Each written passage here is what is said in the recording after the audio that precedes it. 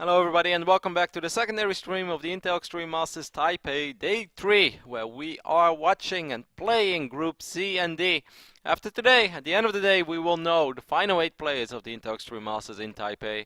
The first 4 made it yesterday, including Protoss gods like Rain and Classic. Yeah, some pretty good players so far today. Pretty good players, Nate. You're Pretty talking, good. You mean like they're like top 50 GM on the North American server? No, these guys are really good. Pretty good players, like Rain made it, Classic Advance as well. Who was this other scrub of Group A that made it through? Who was it dude again? Yeah, we had like Hyun qualifying or something. Yeah. I heard he got top 50 GM once. Yeah, I heard he played a lot of games on the NA server but couldn't make it to GM. And who was the guy who won Group A again, Nate? It was not Pold. Oh, the CJ enters hero. Yeah, that Protoss play is also alright. I've seen him win a game. No! You guys should be really stoked, and I'm really stoked for tomorrow when the quarterfinals are starting. Of course, then everything is going to be best of 5. Every series is going to be an absolute cracker, as Red Eye and Colorus would say. But for now, we are watching Group C action. This is the lower bracket match. The winner of this series will move on to play against either Live or Soki. Not a pre-foresight, but someone has to do it. It's a dirty job, Nate, but someone has to kill those banelings. That's true. The loser can go home, can go sightseeing in this beautiful tower that they have in Taipei. That everyone that's at the event has taken a picture of and posted on Twitter. Yep, I'm still jealous every single time I see them. But then I think about the 40-minute drive I have going home, and them on being on 12-hour, 14-hour flights. Yeah, then I'm not that jealous anymore. All right, well, we are loaded in, as you guys can see. This is going to be the first game of our second match of the evening. In the top right position, and the blue, he plays for Millennium. He's on a very old school OGS account. He is ForGG. He's one of my favorite Terran players to watch. More so in TvT and TvZ though. Yep, I know that he's one of your absolute favorites. Over here on the left bottom side of the map, we have our red Protoss player that is representing the Yowie Flash Wolves. It is San, one of the most consistent players in 2014. Made it into the final 8. Pretty much every single tournament he attended. I think it was actually every single tournament. But definitely still waiting for those big victories. Came very close in WCS Europe Season 2. But not, as impressive as that was, in 2013 and 14. I just still feel it was kind of unfair. They had a few Koreans, but not that many. And it's just mostly San beating up on Europeans. And then beating 1 or 2 Koreans on the way there. It was stacked, but I definitely think that WCS NA was way more stacked than WCS Europe. Yeah, by far. And obviously WCS Korea was the most stacked out of all of them. But we'll see how well San does this year. Once again, he still has the support of Yowie Flash Wolf, so he will be traveling around the world, competing in all these tournaments. But he has his work cut out for him. He looked hopeless in his first series against Soki. Soki truly looked like a better player than San did. Yeah, well, I mean, 4GG at the same time got Tyrannosaurus wrecked by Life in the series that they played. So that was closer than the Soki San series. I mean, bleeding out over 20 minutes and barely not actually dying doesn't, in my opinion, make it that close. But on a certain point, he had like 50 Marines. As a Terran player, I don't know. In my opinion, 4GG, like those last 17 minutes were like Life pressing a bunch of buttons and being like, why won't you just die? Just roll over already. And 4GG's kind of like laying there. Yeah, it was kind of like this UFC cage fight where the guy knows he's won. Yeah. Really what was that fight we watched? It was just like, he's like, oh, yeah. McGregor yeah, exactly. against the Russian man. Yeah, it's like, well, you know what? It looks like he's, he didn't immediately get knocked down, but he was pretty much dead from the start. That is kind of true. Anyways, the Reapers into the main base of San. You definitely don't want to end up losing one of your probes. I do like the SimCity over here by San. That's something I have to do myself way more often because I hate Reapers with the biggest passion. Yeah, I mean, I hate them too. Don't worry, Kev. Building them. Wow, that's a quick Twilight, mate. Skip them. Yeah, it's a really quick engineering bay from 4GG as well. Dat fast +1 though. That fall out of style. Yeah. Well, San is known for doing these builds, isn't he? Do you remember that Cloud had this build in Wings of Liberty where he would rush out +3 attack and no armor? As Terran, right? Yeah, it's good. Flash has done it a few times. Armor actually has very little impact on most unit engagements for Terran versus It helps Protoss. Against Stalkers, but against Zealots, Zealots do a lot of damage anyway. Zealots are always going to 3-hit Marines once you get your combat shields, so regardless of whatever your armor upgrades are. So. Attack, of course, is a different story. 2-base Blink from San. Yeah. We've seen him go 1-base. I mean, like, there's the San build, like the San Cheese, which he busted out at BlizzCon against Jiaxi, which to many people's dismay was like one of the most dirty builds ever Was used. that the Oracle into Blink Stalker contain? And you can go Blink into Oracle as well. Yeah, that was so cool. That was a really cool That was build. disgusting. On Foxtrot Labs, that was Protoss art. No. Yes. Oh, that's Protoss graffiti. He defiled that. He defiled that map. I don't think so. I think he... You can't go back to that map without a cross, lest that dirty evil find you. A few Marines, and I believe a Marauder as well is making his way across. No, it's just Marines. Didn't he have a Marauder knight? I mean, his +1 attack is actually fast enough that He's got to have a +1 Marine attack. a +1 Marine timing. He still needs what? How much time is actually left on this upgrade? Another 20 seconds. By then, It's really sick because this will actually give him a huge leg up in a straight up fight. But that Photon Overcharge. Yeah, Photon Overcharge and a well-placed force field. The Reaper is going to be sacrificed. I actually don't like that because the Reaper is really good in soaking up damage. We'll see how many Marines ForGG can get over here. Or probes, I should say. He gets pushed back right as his +1 finishes. So he got one probe. Hey, supply block. No, wait, never mind. I thought it was that's not fun. But the Python just finished up. So Observer being wiped out. Ah, 2 Forges. So Son is basically saying here, you know what I'm going to do? I think that's brilliant. Yeah, I'm going to sit on 2 bases for a certain amount of time. And I'm completely okay with it. I'm going to get a lot of probes. I'll just make sure that you won't be able to do any damage. This is definitely a defensive Blink opening. He's just going to try to snipe medevacs left and right. I like playing this kind of style, Nate. This is my type of PvT because I'm not good enough to go up to 3 bases very quickly. I'm sure Sun is good enough, but he's also perhaps a little bit worried. So he says, you know what, slow and steady wins the race. Yeah, ForGG is a really good player. Difficult as far as like forcing mistakes out of him goes. Most of the time that ForGG will lose, it'll be more on the strategical side, or he'll make some questionable choices. But he's not gonna be the guy that gets supply blocked a crazy amount of time or miss things like upgrades. Even though he went for that quick Marine attack, he's still gonna have medevacs out at the 9:30 mark or so. So yeah, that's so quick. Yeah, he's gonna have those 10-minute drops prepared. But you know, as you pointed out, San playing 2 bases and having that fast blink that we mentioned earlier will really allow him to jump around his main alive. Wow, that was a bit unfortunate. I think he got a Stalker there. I think he scanned for the Observer. Okay, did he actually kill a Stalker? No, you're right. He got the Observer. He got the Observer and a probe, and that is 75.25 is the cost of an Observer, right? Yeah. Wait. It's 25.75. Yeah. I was like, what am I doing over here? And then he got 1 probe, so that means the 150 resources lost in 2 units. Yeah. Now, actually, a couple of these stalkers are out of position. ForGG making. He doesn't have a whole lot of stalkers. I don't like that he has 3 stalkers. I think he should always have 5 stalkers. Yeah, you dropping at the edge of the main is really nice here because as long as he's fighting outside the range of Photon Overcharge, he will wreck these stalkers head on. Oh, there is a Colossus in his army, though. Oh yeah, now the Colossus should basically take it out. Yep. Stalkers should be blinking for it already. I feel. Yeah. He could have gotten both medevacs. He's gonna end up losing 1 stalker, 2 stalkers. That's a pretty successful drop because he got a couple of zealots as well, and the Colossus. Marines and 1 medevac, and he's ready to actually run in again. The Colossus 3rd base hasn't been started, but he'll kill his probe. It's on half HP. 1-1 is about to finish up for a Protoss. Is going to make this defense a little bit easier. ForGG is going to stim forward. Photon Overcharge activated once again. Extended Thermal Lens is not ready yet. Makes this a little bit more tricky as well. But and ForGG has his +2 on the way. This is actually a really nice time to have +2 coming in. I actually really like this position as far as the upgrades go for ForGG. Losing the medevac hurts, but he's actually still at 5 medevacs, so pretty comfortable amount as he starts to move into Vikings. And his 2nd starport is now on the way too. Well, the Zealot does spot this command center. Do you think this is going to be a Pool the Boys build? Because it kind of looks like it. It's going to play against a Protoss that has access to 3 bases very late. That means most likely no Storm. That means he's going to rely on Colossus killing bio units.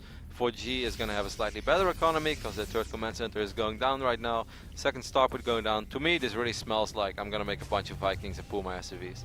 Maybe, but I feel like he doesn't. I feel like he really doesn't need to. If he has the army and +2 coming in this quickly, he has the choice. Is he misreading this? Did he never scouted both forges, Nate? He actually thinks he's being 2-based all in. Perhaps, but with as long as he actually uses his 3rd base. If he lifts that 3rd base off and floats it away, then now he realizes something else. Then he's in trouble. But otherwise, yeah, I think he's actually in a really okay, and I wouldn't say a fantastic position because his 3rd base won't be mining before the 3rd base starts of San. Like San's is on the way. He needs to get out and perhaps what you said holds some weight in regards to ForGG maybe playing a bit passive, staying at home. I actually kind of like how this is going for Sun. Of course, ForGG is up in supply, and he will. But if ForGG does not pull SCVs, I think Sun is going to be fine. He has only 4 Vikings right now against the 3 Colossus of Sun. His Sun uses photo. Okay, well, there we go. SCVs are being pulled. Really?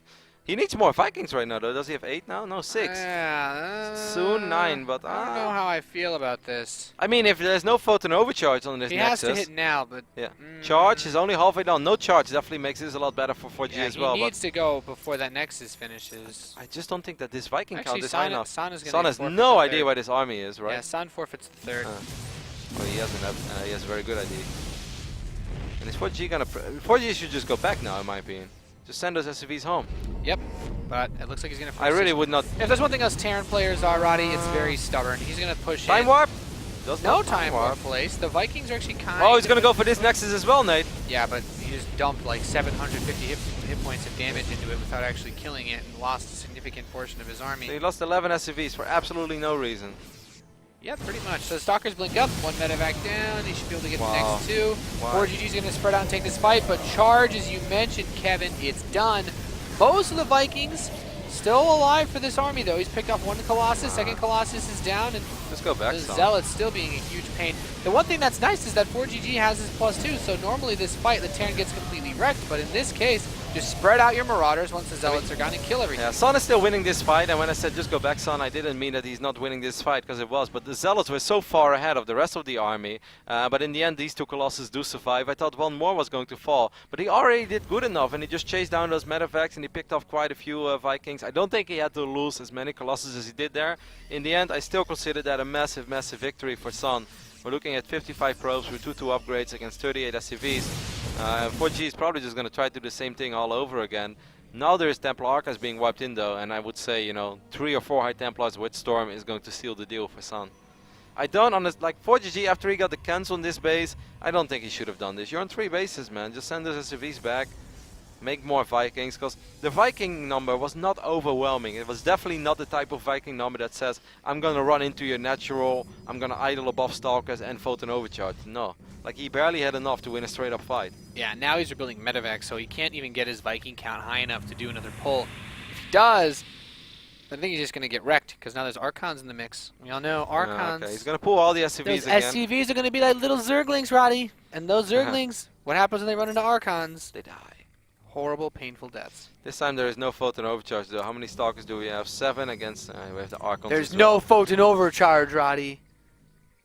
I guess it does a good job of usually baiting the AI, but I feel like that's like, I don't think he needs it anymore to hold this.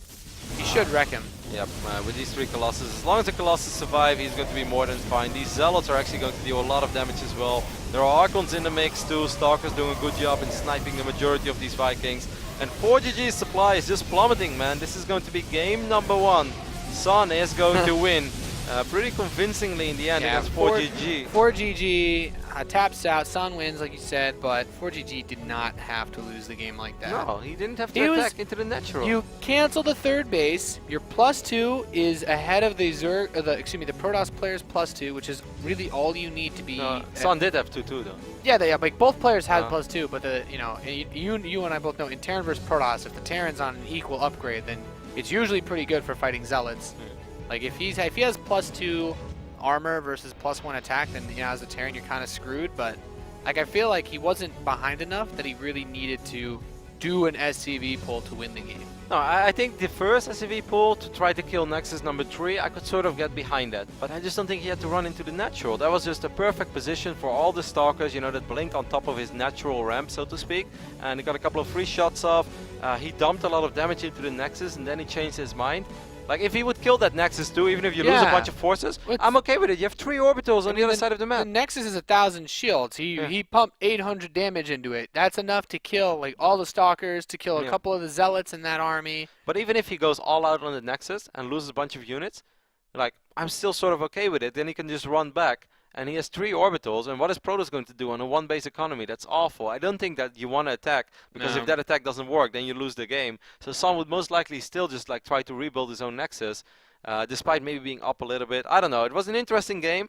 I just don't think that 4GG should have been SCV pooling into a 2-base Protoss on double Forge. But he misread the game as well. He misread the game at first because he threw up defensive bunkers.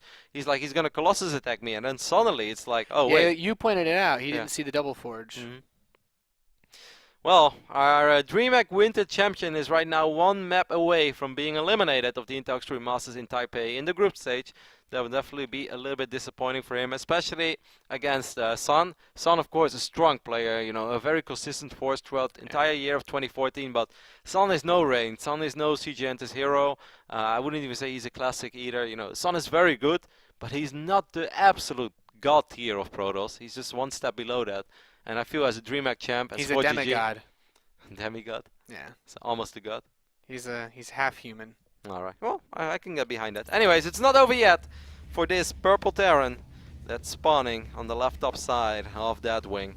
It is, of course, a ForGG representing Millennium. He's so good. I'm really surprised that he went for that style last game. What is Sun doing? Is Yeah, Sun what is- AFK? Sun PC crash? Yeah, this is not right. Something bad happened. I wasn't born last night, Nate. I know this is not how Sun likes to play this game. I feel like We're going to rehost this one. yeah. What happened? I don't know what happened, but You think his keyboard and mouse died? He built Yeah. one probe, yeah, that's really weird. and then how does it? You think someone like put a? Do you think like a ninja captured him at his PC? I just hope he's alright, man. Right now I'm worried. Maybe this is the moment where he's morphing from a demigod into a real god. He's like, You think too he just much You power! think he like went from like a Zergling into like a Baneling cocoon at his Yeah. PC? No, he's he like, just went he built a probe and like as he made contact with it, he got like recalled out. This is the moment where you go from Squirtle to War Turtle, and you just like can't touch the keyboard because there's too much water. What? that that doesn't make any sense. Why? I don't think he's gonna go Nexus first at 7 supply. So Remake Sun Sun PC freeze. freeze. Well, Yeah. that's I am so happy that we were not one of these guys like, oh, he stopped making. Nate, he's gonna go for a 7 supply pipe. This build is crazy. I have seen. No, we were this immediately. guy's build is crazy. We immediately were like, yeah, you know, this something is not Yeah, right it's of him. not really a thing. It's like maybe San's feeling lucky, but that lucky. Mhm. That wing just like send your probe across the map, and then just build two The gateways 7 supply Nexus first. in photon overcharge rush. Right on the moment that 4G want to go commence in the first, he's like, ah, Protoss, and he just leaves the game. That's What are you expecting on that wing, Nate? Big series, of course, big game for both players. What do you think 4G is going to do? You're a big fan of 4GG, you know him very well. What is the thought process he of this plays excellent standard Terran? TvP. Like his TvP isn't really all that flashy. Maybe some Marine Hellion action over here? Maybe Marine with one Widow Mine in the main and some Hellions in the natural? No, No? not really feeling it. Especially since like, sometimes 4GG is the kind of guy that has enough builds that after doing that, after what just happened, he might just be like, maybe I'll do something different, or he might do the same thing. 4GG plays very predictable styles in most of his matchups. The difference is that he's really good at decision making in other matchups like TvT. And obviously, you know, he has control advantages in matchups like Terran versus Zerg when he's got Hellions and Banshees. In Terran versus Protoss, like 4GG used to be that guy that was really stubborn and went for the Hellbats with Blue Flame to mix into his army, but I mean, eventually everyone realized that sucked, so he stopped doing that. Okay. So I'd love to think- give you some sick insight, but I don't Okay. think 4GG is going to do anything crazy. Well, I'm calling it here as the non-Terran expert. I think we are going to see some Hellion Widow Mine openings from 4GG. I don't think he's just going to sit back and let Sun do whatever he wants. Over here on the left top side of the map, we have that Protoss player I just mentioned. He built more than one probe. Representing the Yowie Flash Walls, not going for a 7 supply Nexus or Pylon. It is a Sun. How cool would it be if Sun just reconnected to Battle.net and is actually like, never mind guys, I'm fine, and just drops that 7 supply Nexus first and wins the game. That would be an earth-shattering moment. Over here in the right bottom side of the map, we have the one, the only, 4GG, representing Millennium and the reigning champion of DreamHack Winter. Yeah. You know, in Warcraft 3, Nate, the search times were often very late, or very long, late at night. And back then, whenever you have a game, it wouldn't tap you back into the game, like StarCraft does. Oh. So, you know, you would have to wait for like 7 or 8 minutes, and then I'd just be like reading wcreplays.com or something, and then suddenly it's like, I'm a game, and I see like, oh man, how long has been going on? And then like they're like, oh, 30 seconds and 40 seconds, and they'll be like, ah. And then if you still win the game, that felt so good. Like at Warcraft 3. You would play it out? Yeah, You would yeah. just immediately leave? No, it's a ladder game, man. I would play it out. Because you know how important ladder points were back then. We didn't have as many tournaments as StarCraft 2 had, so everyone put a lot of value into the ladder. And I was actually, you know, I was remotely good in Warcraft. Hey, it's gas first, by the way, son. Think about that. I think he's gonna go 2 Hellion Scout. That's all?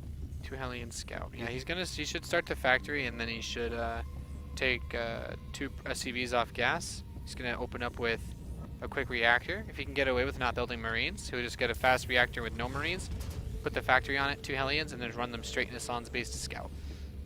Okay, we'll see. That's the most popular I've way seen to it. play on this map against Protoss, because Reapers in general, it's like, no one really likes them. And then, obviously, if you open without a Reaper, then you're kind of screwed as far as scouting anything goes. Like, if he went for a fast mine drop, I'd be really, really surprised. Mostly because the map is so big, and with cross spawns, with getting over there in time. I think 6 Marines or 5 Marines. 1. Yeah, see reactor, no Marine. Yeah, he's gonna just build 2 Hellions. He should take SCVs off gas soon. You don't get a starport with this. Like, if he goes for the starport, he's borderline like all in, maybe Hellion drop, but that's still really, really ballsy. Or still just Hellions in the natural name and Marines in the main. He doesn't have enough time to build Marines though. Like, he'd have like 4 Marines tops. 4 Marines and 1 Widowmine. And 6 Hellions. Or 5 Hellions. I'm really keen on No, this. he can't have that many units. Oh yes, you can, you Terran. You have this. He's like, gonna start stim. He's gonna move the factory. Do you see this guy, Nate? No, you I see don't this, believe. Do you see this yellow SUV? I don't believe. It's really good. You see the Only one. 2 Marines? What? No. I don't like I it. love how right I've been so far about this Terran builder. I told you he was gonna get a reactor with no Marines, okay? And you hate everything about it. I don't like this build. When I do this build, my opponent rushes out a unit and just kills me. You know why I thought he was going to do this, Nate? Because often when a Terran player just doesn't get it done with their regular bio play in game number 1, they're like, man, to hell with this. And then game number 2, they do the polar opposite, where they just rely on their drops dealing a lot of damage.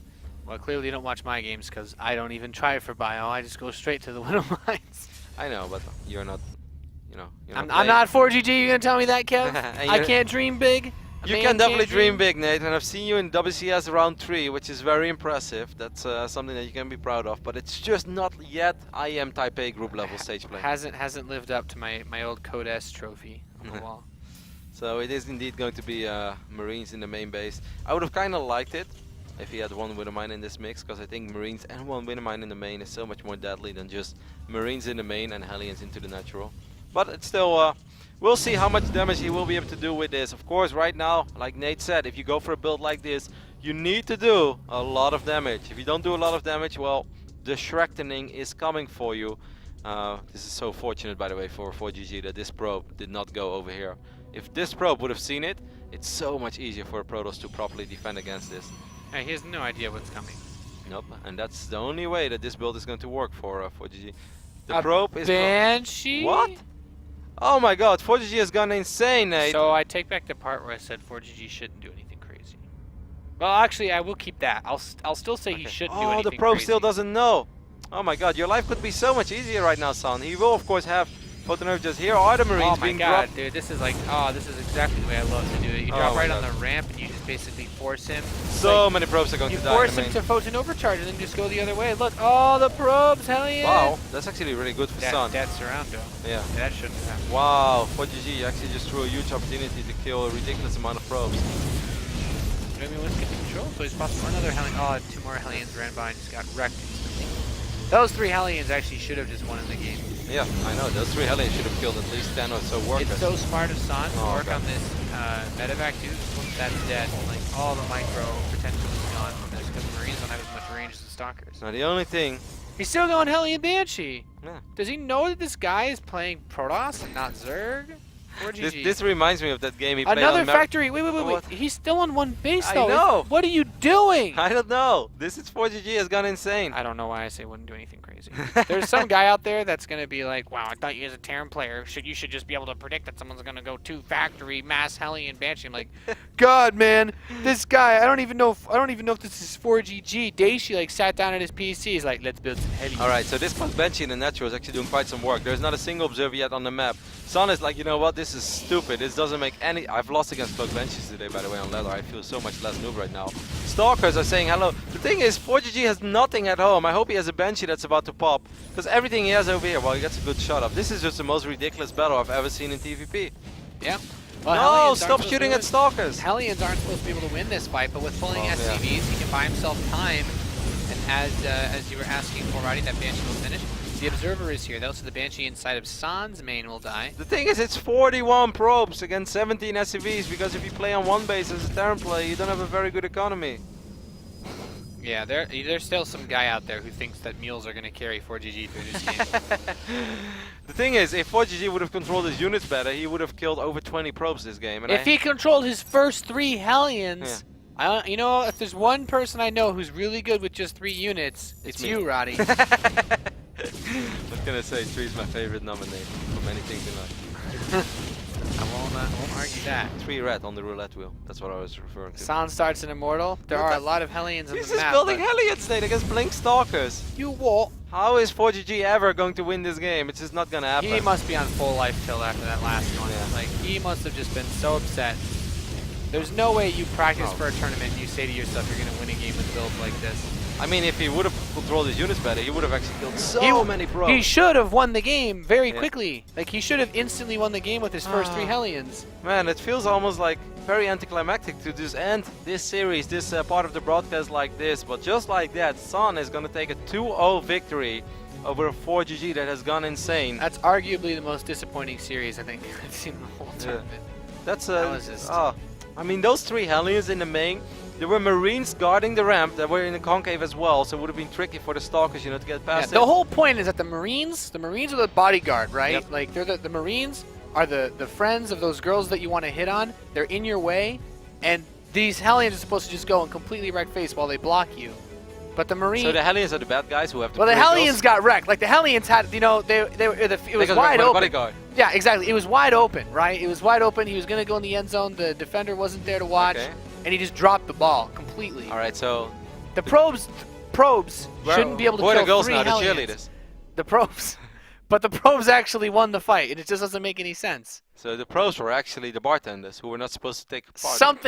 Something like... My point is, 3 Hellions should be able to kill an infinite number of probes. No, and it would have been so beautiful as well, because there was absolutely nothing. Now. I know, but I was making fun of you as well. No, but there was just nothing in the main base, and these units had to be on the other side, otherwise the Marines would actually win that fight. Like 7 Marines with us medevac healing, it can kill 3 Stalkers if the Protoss messes up. So it was just like, it was an open playing field for 3 Hellions, and the probes, they would get pulled, so they would go with funnel through, you know, the pylon and the Nexus. Everything was going to be lined up, and I was ready to cast that game, as in some beautiful Hellion shots there, great control. Say all the probes are lined up. Yep. Oh my god! And then line them up, barbecue, you know, throw out all the cliches, but no. Nope.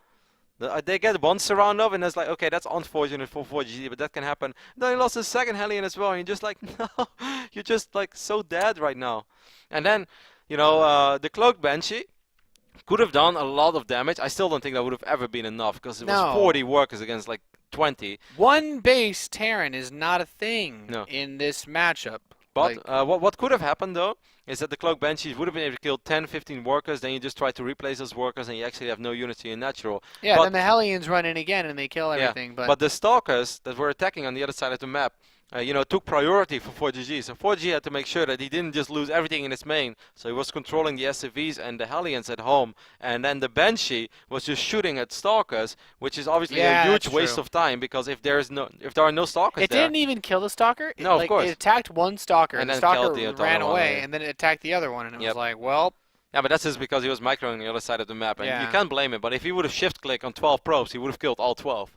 Yeah, that's true. Probably still lose the game though by then, because you know he's still down 20 workers. Because he's still down 20 workers and doesn't have anything that can even shoot a Mothership Core. Once in a blue moon, 4GG brings us something crazy. He tried to go one base against Life on merry-go-round in the DreamHack final. That didn't go very well. But after that, he still won. Unfortunately for him, this time there is no comeback for 4GG. There's only chance now for one Terran to make it into the final bracket of this tournament. Maru. That's Maru. Meru. Alrighty, Soul Cave vs Live is still going on, and I want to catch the final moments of that series as well, as the score is currently 1-0 in favor of Live. So there is a chance we'll see a rematch between Soulkey and Sun on the main stream. For now, we're going to head over to a pretty large break, so you can just go ahead and mute us if you didn't do that already for our terrible commentary. And after that, we'll be back with the opening match of Group D. I'm not sure yet which match it's going to be. I'm sure they will cast Meru because they're all a bunch of Terran fanboys over there. So we will probably get Hydra versus Parting. That's going to be our match, but that won't start for another 30 minutes or so. You're watching the Intel Stream Masters Taipei, brought to you by Intel, Gigabyte, BenQ, HyperX, and Rocket. Stay tuned, more StarCraft 2 action coming your way.